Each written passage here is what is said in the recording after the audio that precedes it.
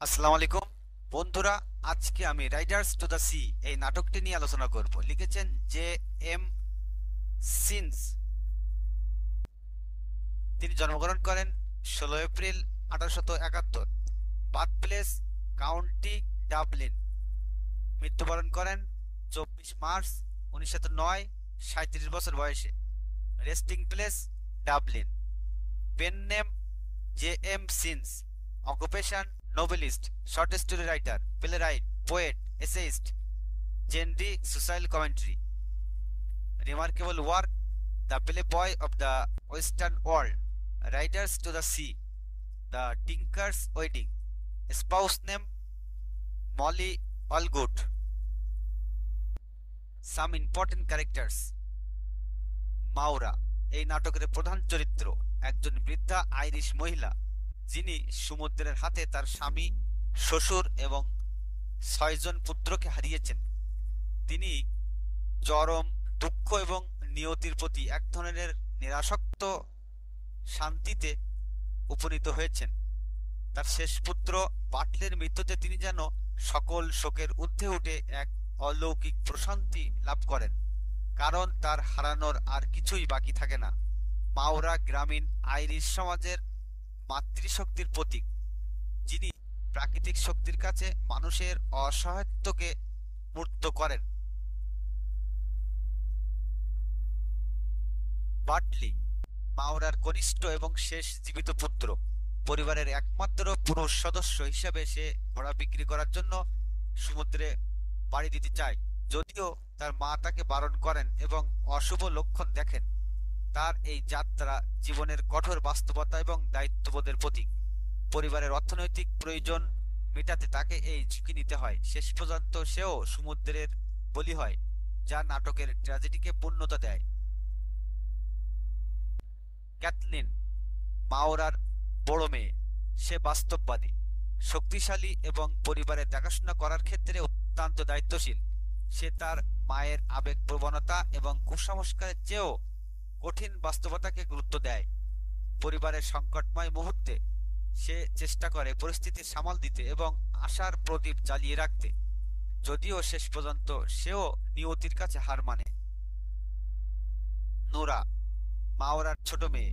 সে ক্যাথলিনের চেয়ে নরম স্বভাবের এবং আবেগপ্রবণ। মাইকেলের পোশাক আবিষ্কারের মাধ্যমে সে তার ভাইয়ের মৃত্যুর খবর নিশ্চিত করে, যা নাটকের ঘটনার মোড় ঘুরিয়ে দেয় এবং পরিবারের উপর নেমে আসা নতুন ট্র্যাজেডির সূচনা করে।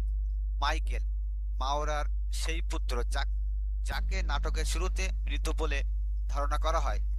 তার পোশাক খুঁজে পাওয়ার মাধ্যমে তার মৃত্যুর খবর নিশ্চিত হয়, যদিও সে মঞ্চে উপস্থিত থাকে না। তার মৃত্যু পরিবারের উপর নেমে আসা দুঃখের এক অবিচ্ছিন্ন ধারার অংশ এবং বাটলির ভাগ্যের পূর্ব নির্ধারক হিসাবে কাজ করে।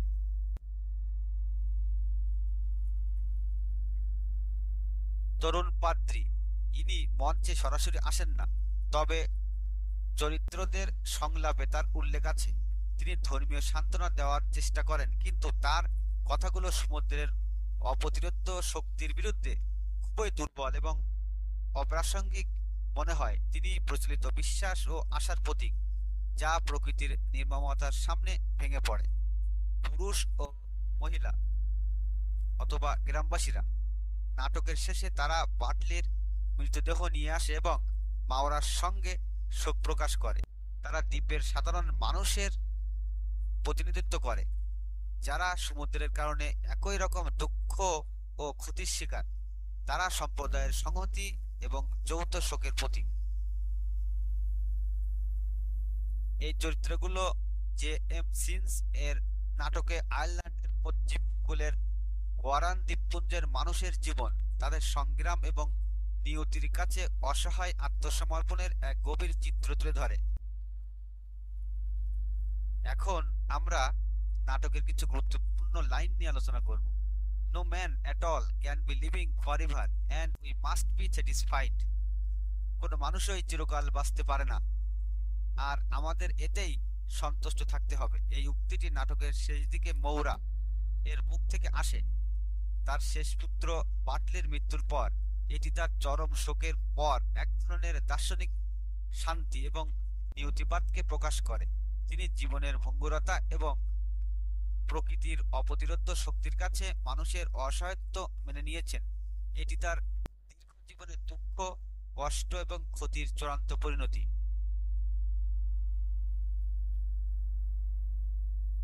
It is the see that is masters of আচ অল। এই সমুদ্রই আমাদের সবার প্রভু। এই লাইনটি বারবার বিভিন্ন চরিত্রের কথাই উঠে আসে এবং নাটকের কেন্দ্রীয় বিষয়বস্তু সমুদ্রের সর্বময় ক্ষমতা এবং তার ধ্বংসাত্মক প্রভাবকে তুলে ধরে। দ্বীপবাসীদের জীবন সম্পূর্ণরূপে সমুদ্রের উপর নির্ভরশীল, কিন্তু এই সমুদ্রই তাদের কাছ থেকে সব কেড়ে নেয়। এটি মানবজাতির প্রকৃতির কাছে অসহায়ত্বের প্রতীক। There was a great roaring in the west, and it is worse. It will be getting when the tides turn to the wind. পশ্চিমে এক প্রচণ্ড গর্জন ছিল, আর যখন জোয়ার বাতাসের দিকে ফিরবে তখন আরো খারাপ হবে। নোরা এবং ক্যাথলিন এর এই সংলাপটি সমুদ্রের আসন্ন বিপদ এবং অশুভ লক্ষণের পূর্বাভাস দেয়। এটি সাসপেন্স তৈরি করে এবং বাটলির ভাগ্যের প্রতিচ্ছবি হিসেবে কাজ করে। প্রকৃতির রূঢ়তা এবং তার অনিবার্য বিপদকে নির্দেশ করে। It is a great dark day, god help us. এটা একটা অন্ধকার দিন, ঈশ্বর আমাদের সাহায্য করুন। এই লাইনটি সাধারণত শোক বা দুর্ভাগ্যের মুহূর্তে উচ্চারিত হয়। এটি চরিত্রগুলির ধর্মপ্রাণতা এবং একই সাথে তাদের অসহায়ত্বকে প্রকাশ করে, যখন তারা বুঝতে পারে যে তাদের জীবন ঈশ্বর বা নিয়তির ইচ্ছার উপর নির্ভরশীল। He won't go this day with the wind rising from the south and west. He won't go this day, for the young priest will stop him surely. আজ সে যাবে না, দক্ষিণ ও পশ্চিম থেকে বাতাস উঠছে। আসছে যাবে না, কারণ তরুণ পাদ্রী অবশ্যই তাকে থামিয়ে দেবে। মৌরা বারবার বাটলির যাত্রা থামাতে চান এবং এখানে তিনি ধর্মযাজকের উপর ভরসা করেন। এটি তার আশা এবং একই সাথে তার নিয়তিবাদী দৃষ্টিভঙ্গির মধ্যেকার দ্বন্দ্বকে তুলে ধরে। তবে তার চেষ্টা শেষ পর্যন্ত ব্যর্থ হয়, যা তার ভাগ্যের অনিবার্যতাকে আরো স্পষ্ট করে। What is the use of waiting? It is a great while I am waiting for him to die. অপেক্ষা করে কি লাভ? আমি অনেকদিন ধরে তার মৃত্যুর জন্য অপেক্ষা করছি। এটি মাইকেলের মৃত্যুর খবর পাওয়ার আগে মৌরা এর হতাশাময় উক্তি। এটি তার দীর্ঘদিনের শোক এবং ক্ষতির কারণে সৃষ্ট মানসিক অবসাদ ও শূন্যতাকে প্রকাশ করে। এই লাইনটি তার জীবনের দুঃখের পুনরাবৃত্তিকে তুলে ধরে। And it is hard thing when there is nothing to care for. আর এটা খুব কঠিন যখন যত্ন নেওয়ার মতো আর কিছুই থাকে না। মৌরা এর মুখ থেকে আসা এই লাইনটি তার চরম শূন্যতা এবং বিচ্ছিন্নতার অনুভূতি প্রকাশ করে, যখন তিনি তার শেষ পুত্রকেও হারান। সমস্ত বন্ধন ছিন্ন হয়ে গেলে জীবনের মূল্যহীনতা কেমন হয় তা এই উক্তির মাধ্যমে ফুটে ওঠে। রাইডার্স টু সি নাটকের বিস্তারিত সারাংশ। নাটকের পটভূমি আয়ারল্যান্ডের পশ্চিম উপকূলের অরান দ্বীপপুঞ্জের একটি ছোট কুঠিরে এই নাটকের ঘটনাটি ঘটে।